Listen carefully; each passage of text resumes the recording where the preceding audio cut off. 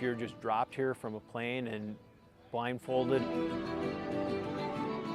then you took your blindfold off, and someone asked you where you were, you would think you were on the North Sea or coastal Ireland.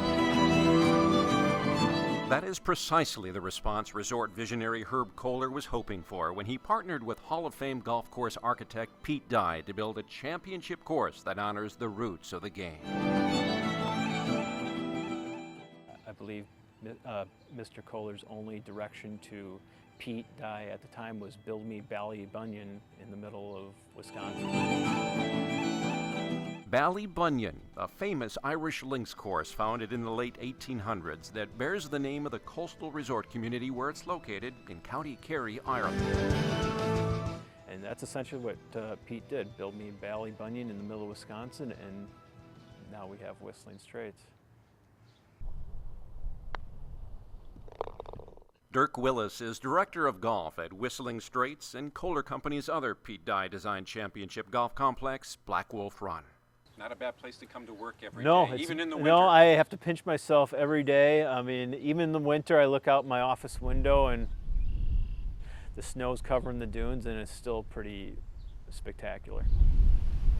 Come back to the roots of the game of golf. Willis started playing golf at the age of 10 growing up in Platteville. He earned all-state honors in high school and was named all-conference in college. He still shares his passion for the game, serving as coach of the Kohler High School boys and girls golf teams. What can you say to non-golfers about the game of golf and the allure? Well, I think the game of golf is a difficult game, but it's also, that's what makes it great.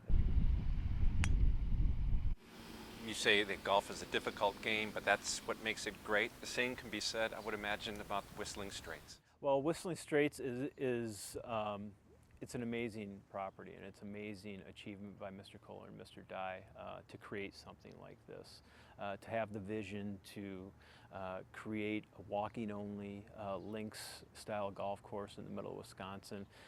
It truly was ahead of its time. Where drivers and irons now launch golf balls across the rugged and windswept terrain, American soldiers used to fire shells from anti-aircraft guns at drones and targets towed by military aircraft over a no-sail zone in Lake Michigan. Yeah, back in the 1950s, this facility, this land was perfectly flat. It was actually an anti-aircraft military base called Camp Haven, and there were actually runways on the property. Named after the unincorporated community nearby, Camp Haven was a training facility for troops from 1949 to 59. After it closed, the land was sold to a utility company which planned to build a nuclear power plant here but never did.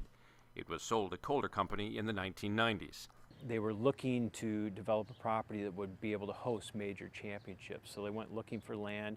They just happened to come upon this land and worked with WEPCO Power Company to purchase the land from them and develop it, and basically started with a blank slate. A flat, 2-mile-long blank slate transformed by moving 1 million tons of earth and hauling in thousands of truckloads of sand. The result? A modern-day link-style course along a Lake Michigan bluff that harkens back to the early days of seaside golf. How did Herbert Kohler come up with the name Whistling Straits? Rumor has it that Mr. Kohler was on the property walking the land with Pete and his team, and the wind was howling one day, and it was whistling, and he thought, wow, Straits, I'm on the Straits of Lake Michigan and the wind's whistling, and it just sort of popped into his head, I think, one day. The wind off this great lake not only whistles, it whips and howls, sometimes at a moment's notice. Dirk, weather is what makes this course unique, and we've experienced a lot of weather, different kinds of weather. Yep, just in the last 30 seconds, we've seen a little bit of a shift. The winds come off of the lake, got a little bit overcast, and the temperature dropped about 10 degrees. And that's what happens out here. You can go out in the golf course expecting one thing, and then all of a sudden the wind switches, and you've got an entirely different golf course.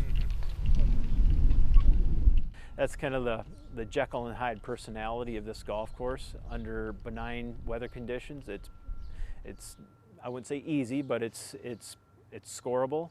When it gets, weather conditions get a little tougher, that's when the teeth come out and it gets very, very, very challenging. Challenging enough to host its third PGA Championship in 11 years. What is it like hosting a major? Well, basically, it's fantastic. There's so much energy and excitement around it. Obviously, it's a lot of work once it gets here, and the thousands of volunteers and people have put all their hard work into it. You know, it really shows when the event's here, and then you're on the world stage with everyone to see for that week. From the manicured greens to the golden brown fescue and shimmering blue water, the course presents extremely well on television. However, we toured some behind-the-scenes features that are best seen in person. Dirk, there's quite the history in these timbers that form this pergola. Yeah, these timbers came from local barns that are over 100 years old. They're all hand-hewn timbers, and we've rebuilt them a couple times over the last 15 years, but it's all reclaimed lumber. We've got the main clubhouse building, which was built in 1997, but it looks like an old Irish farmhouse. Then we've got the middle building here, which we call the Irish Barn. It's an open-air building that we use as a banquet pavilion. And then there's the plush and privacy of the Champions locker room. VJ means victory. PGA history, albeit recent, is found on every locker. We do keep the players' names on the locker, so say Tiger Woods comes to every PGA Championship, he's going to have the same locker. So you see his locker number 32 right here. That's the locker that he used for the 2004 and 2010 PGA Championships. We rent this out to corporate groups throughout the year, so they get kind of a kick out of that. They walk in here when they get a locker. They don't necessarily know they're walking in. They're going to get Tiger Woods' locker or Phil Mickelson's locker. It's kind of a surprise for them. Willis echoes the sentiments of legendary golfer Bobby Jones, who once said, "Golf is the closest game to the game we call life. You get bad breaks from good shots, you get good breaks from bad shots, but you have to play the ball where it lies." It reflects life. I mean, you know, everything about it, the integrity of the game, you know, going out there and, you know, being on your own and trying to do the best you can and putting forth that effort, and, you know, you can't beat it.